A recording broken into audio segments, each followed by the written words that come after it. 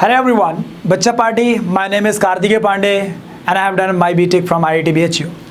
बच्चों हम लोग फ्रिक्शन की सीरीज़ कंटिन्यू कर रहे थे जिसमें कि हम लोग ऑलरेडी 3 लेक्चर्स कवर कर चुके हैं।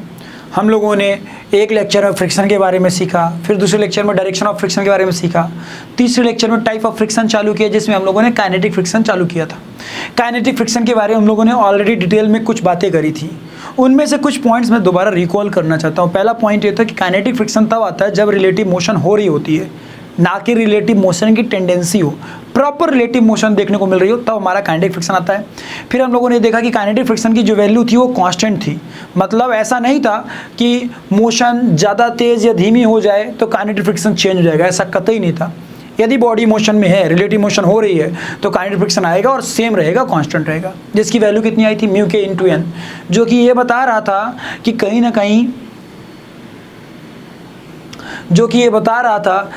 ना कहीं जो कोफिशिएंट ऑफ फ्रिक्शन और नॉर्मल, इन्हीं दोनों चीज़ों पे आपका फ्रिक्शन डिपेंड करता है। इसके अलावा किसी और चीज़ पर डिपेंड नहीं करता। मतलब कोई बॉक्स ऐसा है उसको आप ऐसा कर दीजिए, मैटर नहीं करता। यदि सर्फेसेस सेम है, मास सेम है तो फ्रिक्शन सेम रहेगा। ठीक है, एरिया ऑफ कॉन्टैक्ट के इंडिपेंडेंट था, ये हमने सारी बातें करी थी। और जो हमारा म्यू के था वो नेचर ऑफ सरफेस पे डिपेंड कर रहा था, है ना। म्यू के मतलब कोफिशिएंट ऑफ काइनेटिक फ्रिक्शन, जिसकी वैल्यू जनरली 0 से 1 के बीच में थी। नो डाउट कहने के लिए कई बार ऐसा देखा जाता है, कुछ स्टिकी मटेरियल्स के लिए बोल देते हैं 1 से ज़्यादा भी होती है, लेकिन मैंने कहा था कि 0 से 1 के बीच में लाई करिए, दैट्स इट। ठीक है, चलिए भाई लोग थोड़ा आगे बढ़ते हैं, चीज़ों को स्टडी करने की कोशिश करते हैं। आज हम एक और क्वेश्चन लेते हैं पहले, और फिर हम जंप करेंगे डिफरेंट टाइप्स ऑफ फ्रिक्शन की तरफ। और ठीक है, तो पहले एक क्वेश्चन ले रहा हूँ, थोड़ा ध्यान से देखेंगे प्लीज़, पूरा फोकस। ठीक है, आपको बताना है, मान लीजिए एक ऐसा इंक्लाइन प्लेन है बच्चे। ठीक है, this is the incline plane that we have. ठीक है, let us suppose this is the incline plane that I have at angle theta. Let us suppose for example कोई एक बॉडी है जो कि ऊपर की ओर जा रही है विद सम वेलोसिटी भी।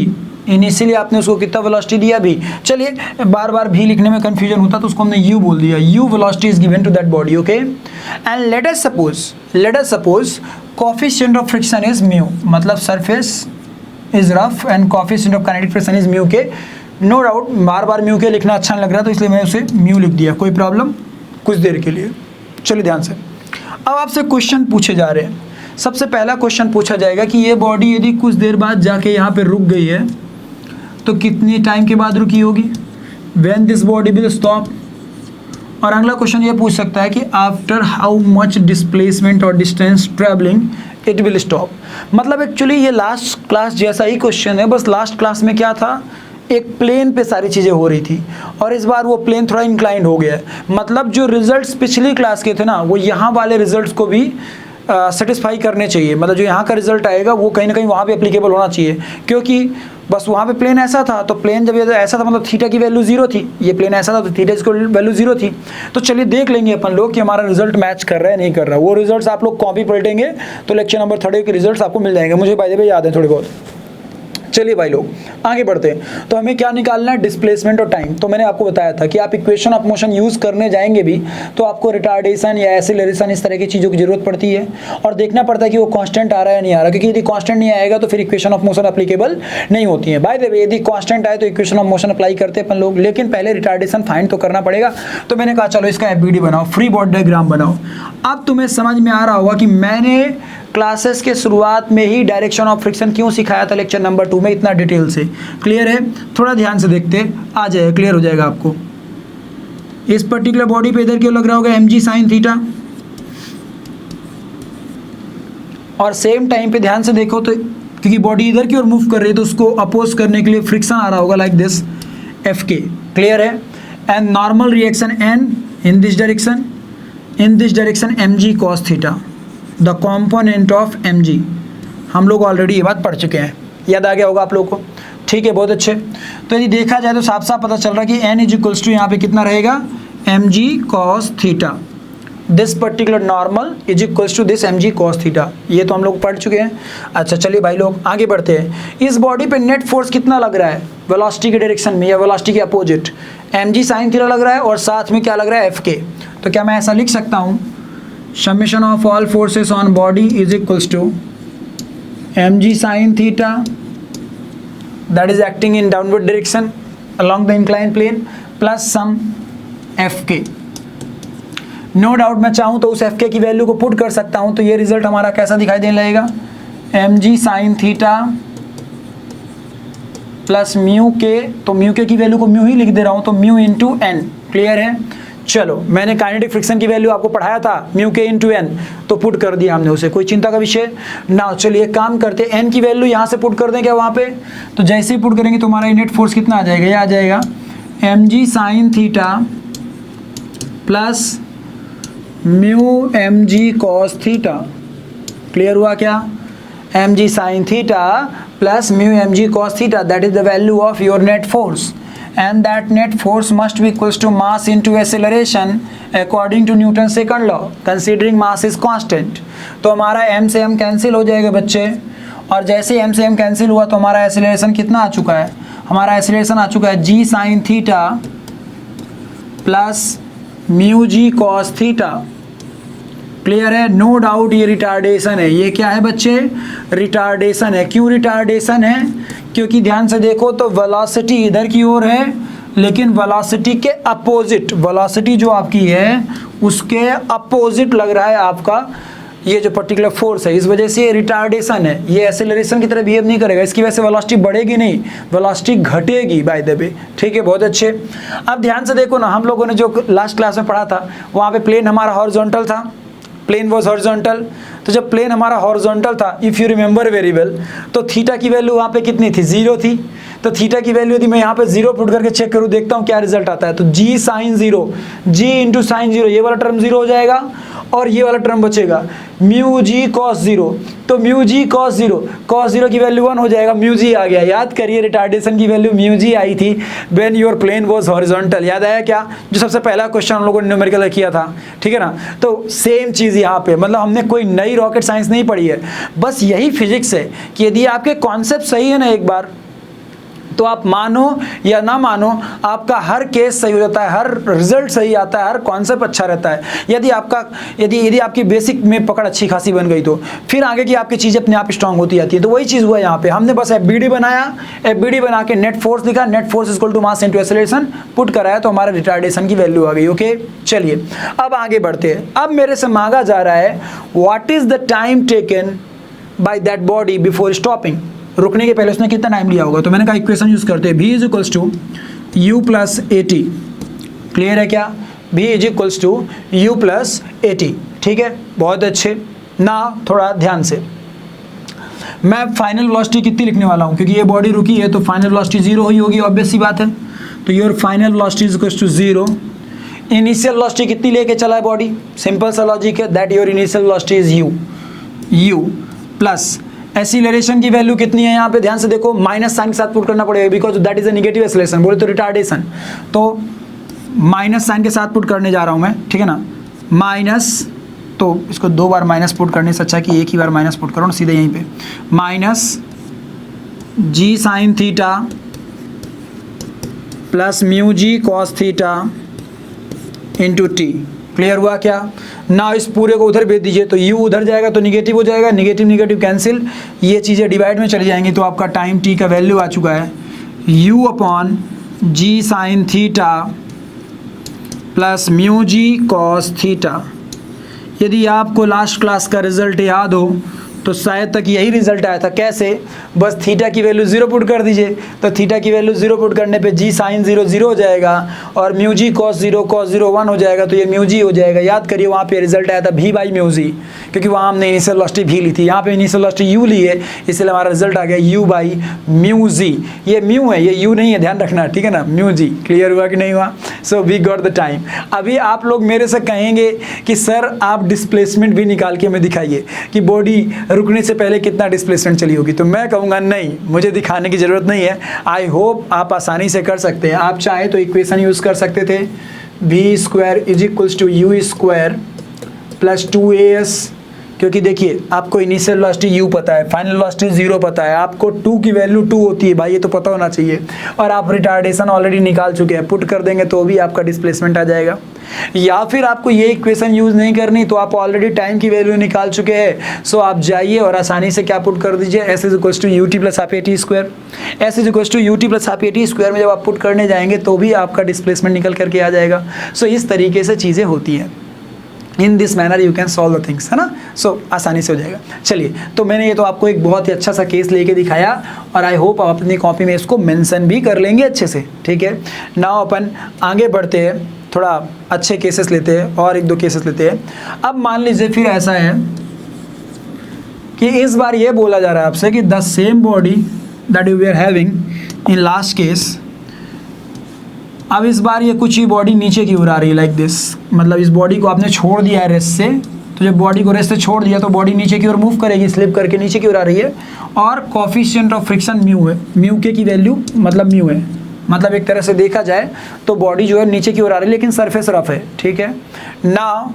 ध्यान से, जब ये बॉटम में पहुंचेगा, when it reach to the bottom, let us suppose after travelling distance s, कितना डिस्टेंस ट्रेवल करके, s डिस्टेंस ट्रेवल करके मान लो ये नीचे पहुंच रहा है, तो उस कंडीशन में आपसे पूछा जाएगा कि what is the velocity at this point, what will be the velocity achieved by that particular body, या फिर आपसे ये पूछेगा what is the time taken by that body to reach the bottom, bottom में पहुंचने में कितना टाइम लेगा, या फिर आपसे यही पूछ सकता है what is the time taken by that body to reach the bottom.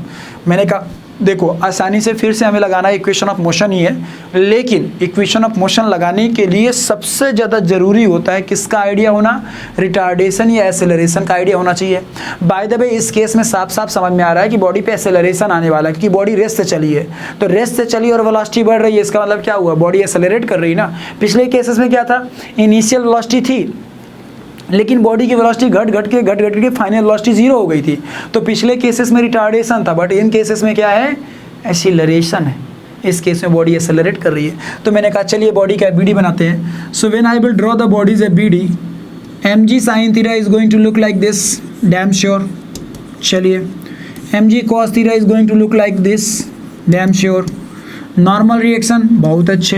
Now मुद्दा ये है कि इस बार काइनेटिक फ्रिक्शन किधर क्यों रहेगा, तो मैंने आपको पहले ही बोला था कि mg का डायरेक्शन फिक्स हो सकता है, mg cos थीटा फिक्स हो सकता है, mg sin थीटा फिक्स हो सकता है, लेकिन कभी भी ये बात आप एकदम क्लियर रखिए माइंड में कि कभी भी आपका फ्रिक्शन का डायरेक्शन फिक्स नहीं होता है। फ्रिक्शन ऑलवेज अपना डायरेक्शन बदलता रहता है बेस्ड ऑन रिलेटिव मोशन किधर क्यों हो रही है। मेरे रिस्पेक्ट में आगे जा रहे होगे तो फ्रिक्शन पीछे आएगा, मेरे रिस्पेक्ट में पीछे जा रहे होगे तो मैं तुम्हारे ऊपर फ्रिक्शन आगे क्यों लगाऊंगा, यही लॉजिक है। तो ग्राउंड के रिस्पेक्ट में, प्लेन के रिस्पेक्ट में वो बॉडी कहाँ जा रही है इस बार, नीचे, डाउनवर्ड, तो उसको अपोज करने के लिए इस बार फ्रिक्शन कहाँ क्यों रहेगा, अपवर्ड। और शायद तक मुझे याद है मैं ये चीज़ें आपको ऑलरेडी पढ़ा चुका हूँ लेक्चर नंबर 2 में, ठीक है। तो तब मैं इतना डिटेल में क्यों पढ़ा रहा था, what was the reason behind like telling you the direction of friction, this was the actual reason behind like telling all those things. So बहुत अच्छे, तो हमको आइडिया लग गया mg sin theta is acting in this direction, fk is acting in this direction and जो भी xyz, ठीक है। सॉरी मैंने यहाँ पे mg sin थीटा लिख दिया ना, गांजा ज़्यादा हो रहा लग रहा है, मजाक कर रहा हूँ बे, पता चला तुम में साला कोई नीचे कमेंट करने लगा, ओह माय गॉड मास्टर गांजा फूकता है, नहीं ना। चलो भाई लोग आगे बढ़ते हैं। So n is equals to mg cos theta, ये तो साफ साफ हो गया, n is equals to mg cos theta, बहुत अच्छे। अब ये देखो इस बॉडी पे along the plane net force कितना है, तो सोचो mg sin थीटा बड़ा होगा कि फ्रिक्शन, ऑब्वियस सी बात है, देख के पता चल रहा है कि mg sin थीटा बड़ा होगा तभी तो बॉडी नीचे की ओर एक्सेलरेट करेगी। सो मैं लिखने जा रहा हूँ बॉडी पे जो नेट फोर्स है, summation of all force on the body, that is mg sin theta, clear है क्या, that mg sin theta minus sign क्यों यूज कर रहे हैं, समझ में आया क्या। पिछली बार प्लस साइन क्यों यूज हुआ था, क्योंकि दोनों के डायरेक्शन सेम थे तो इसलिए दोनों ऐड हो गए थे, लेकिन इस बार ऐसा नहीं है। इस बार यदि mg sin थीटा ऐसे लग रहा है तो फ्रिक्शन आपका ऐसे लग रहा है। That's why you are going to have one positive one, if you are going to take mg sin theta as positive one, then you will have to take friction as negative one. So minus का fk, that is your net force. So हम इसकी value चाहें तो put कर सकते हैं mg sin theta minus mu into n, क्योंकि भैया हम सब जानते हैं kinetic friction equal to mu के इंटू एन होता है। बाय द वे यहाँ पे म्यू के की वैल्यू म्यू ही है, तो mu into n. Now n की वैल्यू भी चाहे तो पुट कर दें, तो यहाँ से हमारा क्या आ चुका है, नेट फोर्स की वैल्यू आ चुकी है बेटा mg sin theta minus mu mg cos theta. Okay बेटा, now that must be equals to mass into acceleration. इसकी वैल्यू मास इंटू एक्सेलरेशन के बराबर होने वाली है, ठीक है।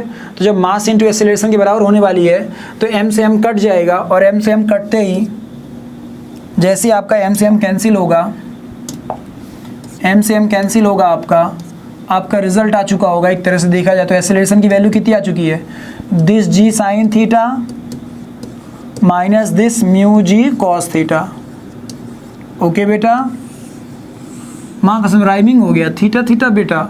तो चलिए भाई लोग, तो ए की वैल्यू आ गई g sine theta minus mu g cos theta. बहुत अच्छे, we got the acceleration. Now we need to find out the velocity achieved by that body after travelling that distances, time taken by that particular body to travel that distances. यही तो हमें निकालना है। तो मैंने कहा चलो इक्वेशन यूज़ करते हैं। सबसे पहले मैं इक्वेशन यूज़ करता हूँ, v square is equals to u square plus 2as। Clear है क्या? Let's put it there.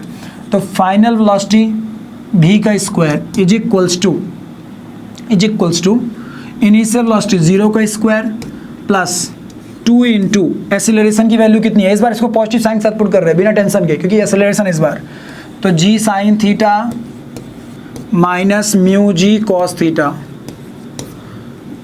Into displacement s। कोई चिंता का विषय ना। इन दोनों को यहीं पे रहने दीजिए। v की वैल्यू निकालनी है, सो v का वैल्यू आ चुका है एक लाइन में अंडर रूट ऑफ, दोनों साइड अंडर रूट ले लिया क्योंकि v स्क्वायर था ना उधर, तो under root of 2 into g sine theta minus mu ji cos theta into your displacement s, that is the value of velocity that your body will achieve when it will reach to the base। Clear है?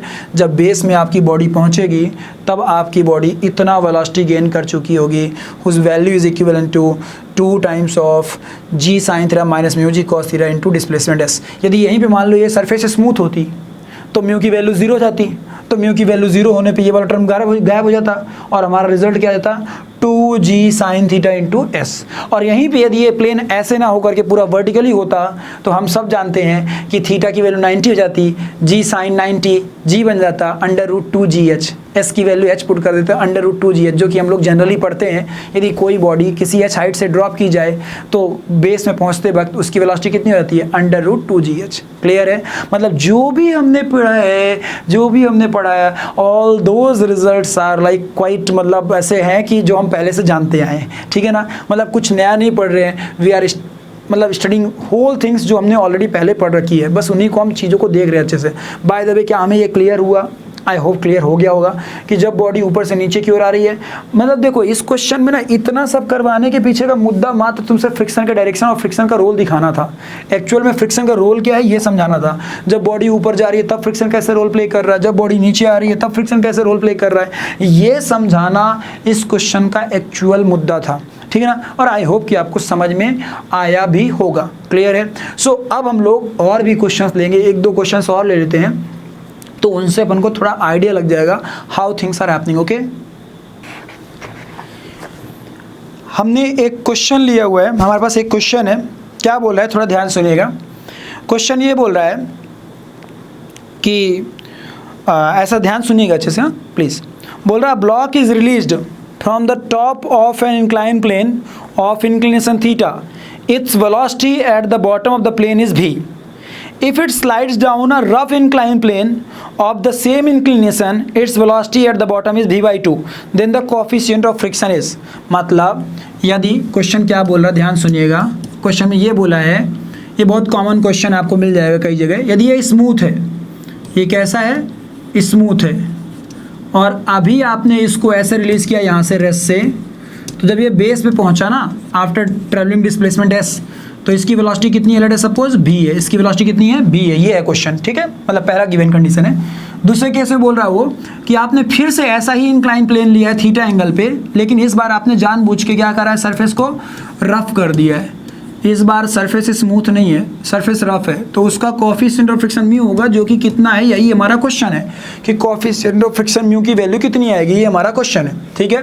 और इस बार जब वो body after displacement S travel करके नीचे पहुंच रही है, तो इस बार उसकी वेलोसिटी कितनी है, when this body will reach to the bottom it's velocity is going to be this time v/2, ठीक है। ये आपको उसने दे रखा है कि इस बार v थी, इस बार v/2 है। अब पूछ रहा है कि म्यू की वैल्यू क्या होगी। मैंने कहा देख भाई बहुत आसान है, हमने जो लास्ट केस के रिजल्ट निकाले थे, यदि ये वाला केस यदि याद होगा तो हमने v की वैल्यू कितनी निकाली थी, वो निकाली थी 2g sin theta minus mu जी कॉस थीटा इंटू एस। याद आया क्या? अच्छा, ये तब था जब सरफेस रफ हो। सोचो एक मोमेंट के लिए, यदि सरफेस रफ ना होती, सरफेस मतलब यदि सरफेस रफ ना होती, स्मूथ होती, तो हम सब जानते हैं कि इसके ऊपर मात्र क्या लग रहा होता, mg sin थीटा लग रहा होता। तो mg sin थीटा बस यदि लग रहा होता तो it's a very quite logical thing कि इसके ऊपर हम क्या लिखते। ध्यान सोचो, इधर की ओर n आता, इधर की ओर mg cos थीटा आता, और फ्रिक्शन तो आता ही नहीं, तो ये दोनों तो बैलेंस हो गए। मात्र बॉडी पे कितना फोर्स है, mg sin थीटा, जो कि इसको एक्सेलरेट कराता, तो हम इसको मास इनटू एक्सेलरेशन की इक्वेट कराते, तो a की वैल्यू कितनी आती, g sin थीटा। कितनी आती बच्चे, g sin थीटा। तो इस केस की वेलोसिटी का रिलेशन क्या लिखते हैं हम लोग इक्वेशन लिखते, फाइनल वेलोसिटी v का square is equals to initial velocity, rest से चला है तो 0 का स्क्वायर प्लस एक्सेलरेशन कितना है, g sin थीटा, तो 2g sin theta into displacement s। Solve होकर के v की वैल्यू कितनी आती है, under root of 2g sin theta into s। याद होगा तो यही मैंने बोला था यहाँ पे कि भाई यदि सरफेस स्मूथ होगी तो म्यू की वैल्यू 0 हो जाएगी, तो क्या क्या बचता, 2g sin थीटा बचता और डिस्प्लेसमेंट s बचता, तो अंडर रूट क्या बन जाता है, ये 2g sin थीटा s। सो वही चीज़ यहाँ पे अभी निकाल ली हम लोगों ने, व्हेन सरफेस इज स्मूथ, ठीक है। इतना वेलोसिटी है जब सरफेस स्मूथ है, बहुत अच्छे। और यदि सरफेस रफ है तो अभी अभी हम लोग निकाल के आए थे, यदि याद हो तो, ये देखो रिजल्ट निकाला था, ये देखो रिजल्ट निकाला था ना, यदि सरफेस रफ है तो सरफेस यदि रफ है तो यहाँ की वेलोसिटी कितनी है, v/2। तो सॉल्व करने की जरूरत नहीं है, v/2 इक्वल टू सीधा लिख देता हूँ मैं, under root of 2 into g sin theta minus mu ji cos theta. Directly क्यों लिख लिया, क्योंकि भाई अभी अभी तो रिजल्ट निकाला था, तो उसको सीधा मल्टीप्लाई कर दिया इंटू एस इंटू डिस्प्लेसमेंट भी तो मल्टीप्लाई था ना, बहुत अच्छे। So this is the value of v/2, this is the value of v। आप देख के समझ में आ रहा होगा आपको कि मैं इन दोनों की वैल्यूज़ को चाहूँ तो इक्वेट करा सकता हूँ। ये भी तो v की वैल्यू है और यहाँ से ही v की वैल्यू निकाली जा सकती है। सो लेट्स इक्वेट देम, ये दोनों को इक्वेट कराने की कोशिश करते, देखते क्या आता है, ठीक है। मैंने जो लास्ट केस का रिजल्ट था उसी को सीधा यूज़ कर लिया, when surface is rough body कितना एक्सेलरेशन गेन करेगी, ठीक है, हम लोगों ने देख लिया। चलिए अभी एक काम करते हैं, यहाँ से और यहाँ से दोनों को इक्वेट कराते हैं। तो जैसे इसको इक्वेट कराएंगे, इस 2 को उधर भेज दो, तो ये आ गया 2g sin theta into s, that is under root पे। ये v की वैल्यू यहाँ से आई है और यहाँ से v की वैल्यू कितनी आती, 2 उधर चला जाता, तो 2 times of under root 2g sin theta minus mu ji cos theta. Clear है ना? दोनों साइड स्क्वायर कर दीजिए, स्क्वायर ऑन बोथ साइड। तो जैसे स्क्वायर कराएंगे ऑन बोथ साइड तो ये बन जाएगा 2g sin theta into s is equal to, ये 2 का स्क्वायर होके 4 हो जाएगा, तो ये बन जाएगा 4 into 2g sin theta minus mu जी कॉस थीटा। क्लियर हुआ क्या? नाव ध्यान से, मैंने ये वाला 2 बाहर रखना चाहिए था ना, मुझे ये 2 इसके बाहर रखना चाहिए था। एक सेकंड ना, यहाँ पे g ऐसे रखता हूँ और 2 को बाहर रख के सीधा इसको 8 लिख दूँ तो कोई प्रॉब्लम है क्या? नो प्रॉब्लम, बहुत अच्छे, क्योंकि 2 बाहर था, बहुत अच्छे है ना। और इनटू डिस्प्लेसमेंट भी रहेगा ना। चलो कुछ चीज़ें कट कर देता हूँ मैं ध्यान से, तो मैं g से g दोनों साइड कट कर दूँ और डिस्प्लेसमेंट भी दोनों साइड कट कर दे रहा हूँ, g से g डिस्प्लेसमेंट कट कर दिया, बहुत अच्छे। ना इस 8 में से ये 2 गायब कर दिया तो यहाँ 4 आ गया ना। इनको मैं रीअरेंज करता हूँ, ठीक है, यहाँ पे रफ कर लेता हूँ इसको, मेरे को ज़रूरत नहीं है इसकी। So let me rough it and solve it here only, यहीं पे सॉल्व कर दे रहा हूँ, ठीक है ना। उधर कितना है, साइन थीटा, और इधर कितना है, ये 4 मल्टीप्लाई होगा इसमें तो 4 साइन थीटा माइनस ये 4 मल्टीप्लाई होगा तो 4 mu cos theta, 4 mu cos theta, बहुत अच्छे। नाउ एक साइन थीटा और ये गया तो ये बचा 3 साइन थीटा। नाउ इसको उधर भेज दीजिए और रीअरेंज करिए। अच्छा म्यू की वैल्यू मल्टीप्लाई होनी चाहिए थी ना यहाँ पे, म्यू म्यू म्यू, हाँ है, चलो ठीक है। तो ये उधर चला गया तो ये कितना हो गया 3 sin theta, minus minus sign उड़ जाएगा क्योंकि उधर जाके माइनस होगा, एक माइनस इधर भी है तो प्लस हो जाएगा, टेंशन ना लो। 3 sin theta equal to 4 mu cos theta. ना एक काम करता हूँ मैं 4 को उधर भेज देता हूँ, कॉस थीटा को उधर भेज देता हूँ, तो हमारा रिजल्ट आ चुका है mu is equal to 3/4 sin theta by cos theta, that is tan theta. 3/4 tan theta, this is the result that we have, this is the value of mu. हमारा म्यू का वैल्यू कितना आ गया 3/4 tan theta. Is there any option? Yes there is option, option number D option, ठीक है 3/4 tan theta. बहुत ही common question है, बस मैंने क्या किया है जो रिजल्ट्स यहाँ सीखे थे उन्हीं का एप्लीकेशन दिखा दिया यहाँ पे। अच्छा आप एक चीज़ देख पा रहे हो कि पूरी फिजिक्स एक दूसरे से कोरिलेटेड है। मैं इधर का रिजल्ट जो डिराइव कर रहा हूँ उसको कुछ देर बाद आगे यूज़ कर रहा हूँ, फिर जो वहाँ रिजल्ट आ रहा है उसको मैं कुछ देर बाद आगे यूज़ कर रहा हूँ। सो इसीलिए यदि किसी बच्चे का कोई बेसिक पार्ट छूट गया होगा ना तो उसको बहुत ज़्यादा प्रॉब्लम आ रही होगी क्वेश्चन को समझने में। तो मेरा स्ट्रेट फॉरवर्ड सजेशन है कि यदि आपको इश्यूज भी आ रहे हैं तो आप पिछले लेक्चर्स को दोबारा प्रेफर कर लीजिए, 1, 2 नंबर 3 नंबर को, तो आपको चीज़ें यहाँ पे आसान लगना चालू हो जाएंगी। बाय द वे आपको ये समझ में आ गया होगा। एक क्वेश्चन और इसी तरह का लेते हैं, थोड़ा और कॉन्फिडेंस बिल्डअप हो जाएगा, ठीक है। ये कॉमन क्वेश्चन है, मतलब ईडोप जैसी बुक्स में भी आपको इस तरह क्वेश्चन देखने को मिल जाते हैं, तो इसीलिए मैं वो क्वेश्चन ले रहा हूँ, ठीक है। क्वेश्चन में इस बार क्या बोला है मैं आपको बताना चाहता हूँ, थोड़ा ध्यान दीजिएगा। सो जो हम लोग क्वेश्चन ले रहे हैं थोड़ा ध्यान सुनिएगा अच्छे से। क्वेश्चन में क्या बोला है, a particle is projected up a rough incline plane of inclination theta and the friction coefficient is mu, full stop. If the time of ascent is half of the time of descent, the friction coefficient mu is equals to, मतलब ये बोला जा रहा है कि यदि मान लीजिए, आप क्वेश्चन को देखिएगा ध्यान से तो क्वेश्चन आपको समझ में आ जाएगा। मान लीजिए एक पार्टिकल को जिसको प्रोजेक्ट किया गया ऊपर की ओर, ठीक है, थीटा एंगल पे एक पार्टिकल को जिसको प्रोजेक्ट किया गया है, मान लीजिए ऊपर जाने का, यहाँ तक पहुँचने का समय है टाइम ऑफ एसेंट जिसको इसने बोला है टी। कितना बोला है? टी। बहुत अच्छे। आगे बोला time of ascent is T.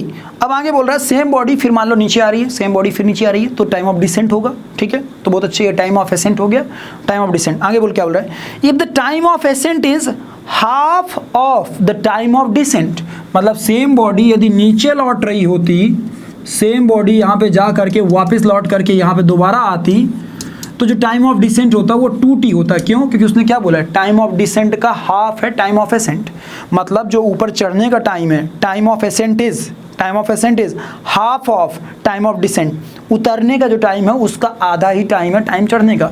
तो क्वेश्चन ये पूछ रहा है कि what is the value of mu, mu की वैल्यू क्या होगी। This is the question for us, okay. हमारे लिए क्वेश्चन है कि म्यू की वैल्यू क्या होगी। मैंने कहा चलो भाई लोग थोड़ा ध्यान से इस क्वेश्चन को सॉल्व करते हैं। मैं चाहूँगा कि आप लोग भी वीडियो को पॉज करिए यहाँ पे और एक बार यदि हो सकता है तो उस क्वेश्चन को निकालने की कोशिश करिए, सॉल्व करने की कोशिश करिए। आई होप आप आसानी से कर लेंगे, ठीक है ना। लेकिन फिर भी एक बार वीडियो को पॉज करिए, देखिए, सॉल्व करिए, फिर उसके बाद अपने आंसर को हमारे वीडियो के साथ मैच करिए, ठीक है। थोड़ा ध्यान से देखेंगे, क्लियरली मज़ा आएगा, ठीक है। चलिए सबसे पहले हम बात करते हैं टाइम ऑफ एसेंट की।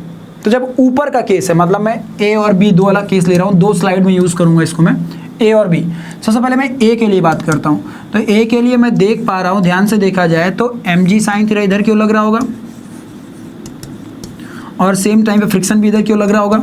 वो वाला केस यदि याद आ गया होगा तो जब बॉडी ऊपर चढ़ रही थी, याद आ गया क्या। तो मैं बिना किसी टेंशन के सीधे लिखे दे रहा हूँ रिटार्डेशन की value AR equal to g sine theta plus mu ji cos theta. ये कैसे लिखा मैंने, मैं सीधा वो स्लाइड ओपन करके दिखाता हूँ आप लोग को। स्लाइड नंबर 1, किड में पॉइंट नॉट, यही था क्या। यस, जी साइन थीटा प्लस म्यू जी कॉस थीटा। जब बॉडी ऊपर की ओर जा रही थी तो एम जी साइन थीटा भी नीचे की ओर था और फ्रिक्शन भी नीचे की ओर था, तो इसलिए एक्सेलरेशन की, रिटार्डेशन की वैल्यू कितनी आई थी, देखो लिखा भी है retardation, that is g sine theta plus mu ji cos theta. तो चलिए मैं वहीं पहुंचता हूँ फिर से। तो हमने उसकी वैल्यू लिख ली जी साइन थीटा प्लस म्यू जी कॉस थीटा। बहुत अच्छे। नाउ ध्यान से सोचो, ये बॉडी यहाँ से यहाँ तक गई है, तो लेट अस सपोज इसने डिस्प्लेसमेंट ट्रेवल किया होगा s। कितना डिस्प्लेसमेंट ट्रेवल किया होगा s। तो क्या मैं इक्वेशन लिख सकता हूँ, s is equal to u t plus half a t square. तो मैंने मान लिया कि इसकी इनिशियल वेलोसिटी यू रही होगी, कितनी रही होगी, u। फॉर एग्जांपल मैंने अपने मन से मान लिया कि उसकी इनिशियल वेलोसिटी रही होगी u, तो s is equal to u t plus half of a t square. Clear है। बहुत अच्छे, चलो पुट करा देते हैं। एस की वैल्यू पुट करो, तो एस इज इक्वल्स टू आ गया, ध्यान से इनिशियल वेलोसिटी। अब फंस गए अपन लोग, मन में क्वेश्चन ये आ रहा होगा कि इनिशियल वेलोसिटी कैसे निकाले, हमें तो इनिशियल वेलोसिटी पता ही नहीं है। मैंने कहा रुको थोड़ा ध्यान से, ये बताओ, सोचो एक मिनट के लिए कि यहाँ पे इसकी फाइनल वेलोसिटी 0 हुई है कि नहीं हुई है। फाइनल वेलोसिटी 0 हुई है, तो मैं यदि चाहूँ तो इक्वेशन यूज़ कर सकता था, v is equal to u plus a t. तो फाइनल वेलोसिटी 0 हुई है, तो यहाँ से आ गया u plus a t is equal to 0। U को उधर भेज दिया तो क्या आ गया, u इज इक्वल टू आ गया हमारा माइनस का 80। u की वैल्यू कितनी आ गई बच्चे, माइनस का 80, बिना किसी टेंशन के। और वैसे भी a की वैल्यू हमारी निगेटिव में आएगी क्योंकि रिटार्डेशन है, तो हु केयर्स, ठीक है ना। हमको u की वैल्यू मिल चुकी है, u इज इक्वल्स टू कितना आ चुका है हमारा 80। a की वैल्यू जब पुट करोगे तो माइनस साइन के साथ पुट करोगे, रिटार्डेशन है इसलिए, तो ये आपका बन जाएगा ओवरऑल 80, ठीक है। u की वैल्यू जहाँ जहाँ जरूरत पड़ेगी वहाँ मैं 80 लिख सकता हूँ। तो चलो पुट कर दूँ क्या मैं, चलो लेट्स पुट इट देयर। जैसे हम लोग यहाँ पे पुट कराएंगे तो ये क्या बन जाएगा, u की जगह में आ गया 80, तो 80 स्क्वायर, ठीक है, प्लस हाफ ऑफ 80 स्क्वायर, ठीक है ना। लेकिन मुद्दा ये है कि यहाँ पे आपको निगेटिव साइन के साथ पुट करना पड़ेगा क्योंकि ऑलरेडी आप निगेटिव साइन पुट कर चुके हो, तो रिटार्डेशन है ना ये, तो रिटार्डेशन पुट करोगे तो माइनस का हाफ ऑफ 80 स्क्वायर। क्लियर है, माइनस साइन हमने कंसीडर कर लिया, आप दोबारा साइन पुट करने की जरूरत नहीं है। तो ये सॉल्व हो गया, कितना आ गया आपका, ये आ चुका है 80 स्क्वायर बाई 2। कैसे, 1 में से हाफ माइनस होगा तो हाफ बचेगा, तो 80 स्क्वायर बाई 2। चलो a की वैल्यू पुट करा दें क्या, ये देखो ये निकाल चुके थे, so let's put it there. जैसे इसको हम यहाँ पे पुट करेंगे तो ये हमारा बन गया g sine theta plus mu ji cos theta into t square by 2। Clear है बेटा, ये आपका आ चुका है डिस्प्लेसमेंट s का वैल्यू। अपवर्ड जर्नी में इतनी कहानी होने वाली है, अपवर्ड जर्नी में जो चला गया डिस्प्लेसमेंट है वो हो जाएगा g sine theta plus mu g cos theta by 2 into t square, ठीक है। नाउ यहीं पे एक मिनट के लिए रुकते हैं, कई लोगों को कन्फ्यूज़न होगा कि माइनस साइन क्या कैसे हुआ था। देखो यहाँ पे माइनस 80 आया, ठीक, रिटार्डेशन निगेटिव साइन के साथ जब पुट करने जाते तो माइनस माइनस प्लस हो जाता अपने आप, या मत पुट करो, सीधा इसको ले जाके यहाँ पुट करा दो। जब यहाँ पुट कराओगे और a की वैल्यू साइन पुट करने जाओगे तो a की वैल्यू निगेटिव पुट करोगे तो निगेटिव पॉजिटिव हो जाएगा और इधर एक निगेटिव बच जाएगा, ये वाला a, तो वही बचेगा ना 80 square minus half of 80 square. So who cares, सीधा सीधा हमारा गया 80 स्क्वायर बाई 2, a की वैल्यू पुट कर दी, ये हमारा डिस्प्लेसमेंट हो गया। अच्छा, ये था अप द प्लेन। अब चलो वही बॉडी डाउन द प्लेन नीचे आने वाली है, यहाँ पे रेस्ट में आई है और रेस्ट के बाद बॉडी फिर से स्लिप करके नीचे आएगी, लेकिन इस बार टाइम कितना लेने वाली है 2t। तो चलो इस बार क्या इक्वेशन लिखेंगे हम लोग, थोड़ा ध्यान से देखते हैं। अब जब वो डाउनवर्ड, जब वो नीचे की ओर आ रही है, तो नीचे की ओर आते वक्त हम सब जानते हैं कि उसके ऊपर इधर की ओर लग रहा होगा mg साइन थीटा और इधर की ओर लग रहा होगा काइनेटिक फ्रिक्शन F के। तो इस बार जो इसका एक्सेलरेशन होगा, मैं सीधा सीधा रिजल्ट यूज़ किए ले रहा हूँ जो हम लोगों ने निकाला था सेकंड स्लाइड में, याद आया क्या, देखो देखो देखो, ये देखो रिजल्ट हमने निकाला था, जब बॉडी नीचे आती है तो फ्रिक्शन ऊपर लगता है, तो इतना एक्सेलरेशन आता है, तो वही रिजल्ट यूज़ कर देता हूँ मैं सीधा सीधा यहाँ पे। तो ये आ गया हमारा एक्सेलरेशन इक्वल टू आ गया g sine theta minus mu ji cos theta, that is our value of acceleration. Once you got the acceleration, equation use करो, s is equal to u t plus half of 80 square, ठीक है। तो इस बार body ने displacement कितना चला s, और इस बार टाइम कितना लिया बॉडी ने, ब्रो इस बार का टाइम 2t है, t नहीं है 2t है, बहुत अच्छे। तो चलो पुट कराते हैं, इनिशियल वेलोसिटी 0 इंटू 2t। इस बार की मोशन के लिए इनिशियल वेलोसिटी 0 क्यों लिया, समझ में आया ना, क्योंकि बॉडी यहाँ पे रेस्ट से चली है, तो इस बार की इनिशियल वेलोसिटी कितनी हो जाएगी, 0 हो जाएगी ना। चलो तो इसीलिए तो 0 into 2t plus half of, acceleration की वैल्यू निकाल रखी है, पुट कराओ, g sine theta minus mu जी कॉस थीटा इंटू टाइम, तो टाइम कितना इस बार 2t, तो 2t का होल स्क्वायर। क्लियर हुआ क्या, बहुत अच्छे। ये भी एक डिस्प्लेसमेंट की वैल्यू है और ये भी एक डिस्प्लेसमेंट की वैल्यू थी, लॉजिकली दोनों क्या होने चाहिए, सेम होने चाहिए। सो ये both are same, let's equate them. तो जैसे इक्वेट कराएंगे तो क्या आ जाएगा, g sine theta plus mu ji cos theta into t square by 2। ये पिछली स्लाइड से उठा लाए हम, ये देखो यहाँ से उठा ले गए, ठीक है। और यहाँ से कितना डिस्प्लेसमेंट आया, that is g sine theta minus mu ji cos theta into 4t square.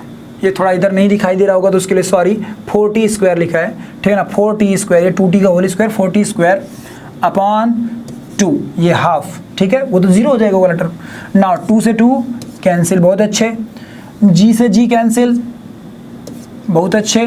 T square से टी स्क्वायर कैंसिल, बहुत अच्छे। तो रिजल्ट क्या बचा, इधर बचा sine theta plus mu cos theta is equals to, इधर कितना बचा, इधर ध्यान से देखो तो 4 मल्टीप्लाई होगा अंदर, तो ये जाएगा 4 sign theta minus 4 mu cos theta, क्योंकि 4 अंदर मल्टीप्लाई हो चुका है। नाउ ध्यान से देखो तो एक ये म्यू कॉस थीटा इधर आएगा और ये 3 साइन थीटा उधर चला जाएगा। क्लियर है? देखते हैं कितना बचेगा रिजल्ट, क्या कैसे आएगा। ठीक है, हाँ सब कुछ सही है, सब कुछ सही है। ठीक है, चलो देखते हैं क्या बनता है रिजल्ट। तो ये जब इधर आएगा तो प्लस हो जाएगा, है ना, और ये उधर जाएगा माइनस हो जाएगा। तो ये 3 साइन थीटा में से एक साइन थीटा चला गया, मतलब 4 साइन थीटा, तो ये बचा कितना, 3 साइन थीटा।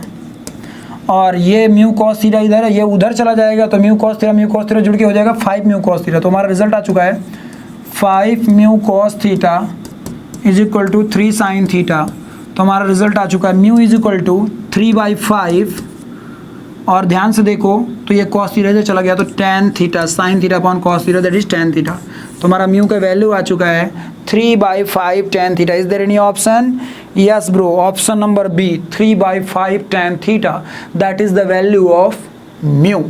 ठीक है, फिर से पूरा क्वेश्चन दोबारा एक्सप्लेन कर रहा हूँ अच्छे से। चाहो तो आप वीडियो को पॉज करके दोबारा भी देख सकते हो, यही तो लाइव क्लास का फ़ायदा होता है, बट फिर भी मैं एक्सप्लेन कर रहा हूँ ध्यान से, मतलब रिकॉर्डेड क्लास का यही तो फायदा होता है, सॉरी। ठीक है ना, ध्यान से एक्सप्लेन कर रहा हूँ। बोल रहा है कि जो बॉडी ऊपर जा रही है तो टाइम ऑफ जो एसेंट है वो आधा है, वही बॉडी यदि वापस लौट के आई होती है, मतलब जैसे देखो ना, किसी बॉडी को तुम ऊपर की ओर ऐसे खिसकाओगे तो ऊपर जाएगी और फिर वापस लौट के आएगी ना ऐसे। ठीक है, यदि ऑब्वियस ही बात है, यदि धीरे धीरे करके उसकी वेलोसिटी घट रही है, कॉफिशिएंट इतना सफिशिएंट नहीं होगी बॉडी को रोक पाए, तो वापस भी लौट आएगी, सिंपल सा लॉजिक है। तो हाँ, लेकिन इस बार ऐसा मत सोचना कि जितने समय में ऊपर जाएगी उतने समय में नीचे आएगी। जनरली जैसा होता है मोशन इन 1D में कि ग्रेविटी के केस में, क्योंकि बेटा उस केस में ना मात्र एक एक्सेलरेशन होता है जी, वो जितना एक बार एक्सेलरेट कराता है उतना ही रिटार्ड कराता है। लेकिन यहाँ पे ऐसा नहीं है, यहाँ पे फ्रिक्शन अपना डायरेक्शन चेंज कर रहा है कंटिन्यूसली। जाते वक्त रिटार्डेशन कुछ और था, आते वक्त एक्सेलरेशन कुछ और है। यदि एक्सेलरेशन उतना ही होता तब टाइम ऑफ एसेंट और डिसेंट सेम आता, लेकिन ऐसा तो है नहीं यहाँ पे। तो ब्रो जाते वक्त ध्यान से देखो, तो जाते वक्त इसका डायग्राम कैसा दिख रहा है, ऐसा दिख रहा है। mg साइन थीटा भी ऐसा लग रहा है और फ्रिक्शन भी ऐसा लग रहा है। इन दोनों को मदद यूज़ करके हमने रिटार्डेशन निकाल लिया। हमने इक्वेशन यूज़ करी s is equal to u t plus half a t square, जो ट्रेवल डिस्प्लेसमेंट होगा टाइम ऑफ एसेंट का, टाइम ऑफ एसेंट के मतलब एसेंट के केस में, तो that displacement is equal to u t plus half a t square. U की वैल्यू कहाँ से निकालनी, यहाँ से निकालनी हम लोगों ने, v is equal to u plus a t वाले कॉन्सेप्ट से। जैसे पुट कराया तो u की वैल्यू आ गई -80, या फिर चाहो तो तुम शुरुआत से ही माइनस साइन पुट कर लो रिटार्डेशन के टर्म्स में, क्योंकि रिटार्डेशन है नहीं तो माइनस से ही पुट कर दो। पुट करोगे तो u की वैल्यू कितनी आ गई 80, लेट्स पुट इट देयर। जैसे पुट कराया तो 80 स्क्वायर, और यहाँ पे a क्यों निगेटिव पुट किया, because retardation minus half 80 square solve किया, 80 स्क्वायर बाई 2 आ गया, a की वैल्यू पुट कर दी। ये हमारा एक बार डिस्प्लेसमेंट आ गया जब बॉडी ऊपर जा रही थी।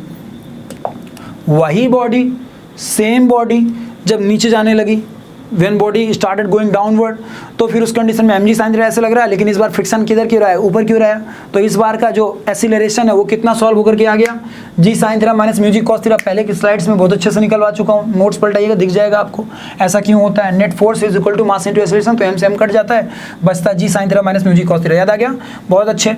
हमने फिर से उसको यूज करा इक्वेशन में s is equal to u t plus half a t square, लेकिन बस ध्यान रखा कि इस बार का जो टाइम ऑफ डिसेंट है वो 2t है, क्योंकि time of accent t use की हो तो time of decent 2t use करना पड़ेगा। तो इनिशियल वेलोसिटी 0 हो गई, क्यों, क्योंकि बॉडी रेस से चली है। तो 0 into 2t plus half of 80 square, तो a इंटू टी की वैल्यू कितनी है 2t का स्क्वायर ना, ये भी एक डिस्प्लेसमेंट की वैल्यू है। अब भैया देखो बॉडी ऐसे गई और ऐसे आई, मतलब जितना डिस्प्लेसमेंट जाते वक्त था उतना डिस्प्लेसमेंट डाउनवर्ड था, आते वक्त भी है।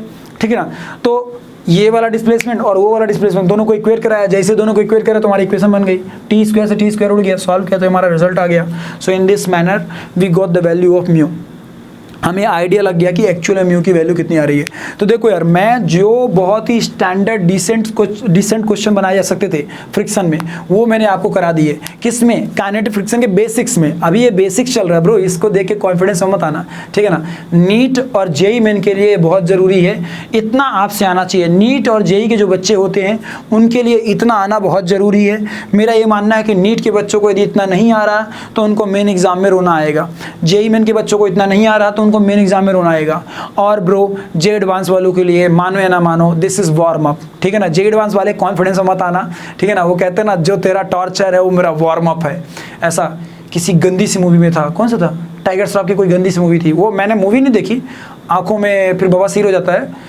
मैंने बस ऐसे सुना था, वो मीम्स में देखा था, तो इसीलिए मेरे को आइडिया है कि भाई आज जो तेरा टॉर्चर है वो मेरा वार्म अप है। तो वही चीज़ यहाँ पे, आई होप कि आपको ये क्वेश्चन समझ में आ गया होगा, ठीक है। तो जो 2 अच्छे स्टैंडर्ड क्वेश्चन थे वो मैंने आपको करा दिए हैं। और जैसे कुछ क्वेश्चंस आप लोग को मिल जाएंगे कि कोई बॉडी है वो इंक्लाइन प्लेन के अलॉन्ग ऊपर जा रही है, बताइए नेट रिटार्डेशन कितना होगा। अबे mu G sine theta, sorry जी साइन थीटा माइनस म्यू जी कॉस थीटा, सॉरी जी साइन थीटा प्लस म्यू जी कॉस थीटा। यदि बॉडी ऊपर जा रही है तो, बॉडी नीचे आ रही है तो जो एक्सेलरेशन होगा वो हो जाएगा जी साइन थीटा माइनस म्यू जी कॉस थीटा। थीटा की वैल्यू पुट करा दीजिए, म्यू की वैल्यूज पुट करा दीजिए, you will get the values of exact acceleration और रिटार्डेशन। तो इस तरह के क्वेश्चंस आप लोग को बहुत सारे देखने को मिलते हैं और आई होप कि आप ऐसे क्वेश्चंस बना भी लेंगे एग्जाम हॉल में, ठीक है। सो यही एक तरह से बेसिक क्वेश्चंस थे जो कि आपको काइनेटिक फ्रिक्शन में बेसिक तरीके से देखने को मिलते हैं, ठीक है। अब हम लोग जब नेक्स्ट क्लास में आएंगे तो हम लोग नेक्स्ट क्लास में स्टार्ट करेंगे स्टैटिक फ्रिक्शन। और एक बार जब हम लोग स्टैटिक फ्रिक्शन सीख लेंगे ना, तब हम जा करके ढेर सारी वैरायटी के क्वेश्चंस एक साथ कर सकते हैं। So static friction next class में कंटिन्यू होगा।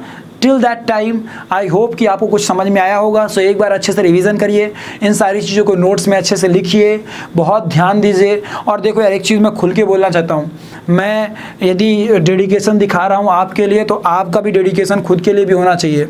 मतलब मैं एक तरह से देखा जाए तो रात को भी 11:30 बजे, अभी देखो मेरी मम्मी नीचे से फ़ोन भी कर रही हैं कि आजा भाई, क्योंकि अभी सब लोग ऊपर नहीं, अभी ऊपर शिफ्ट नहीं हुए हैं।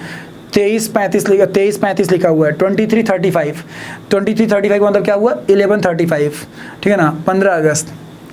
तो मैं एक ही चीज़ बोलना चाहता हूँ सारे लोगों को कि भाई आप लोग भी थोड़ा सा तो फाइट मारिए, थोड़ा सा स्ट्रगल दिखाइए।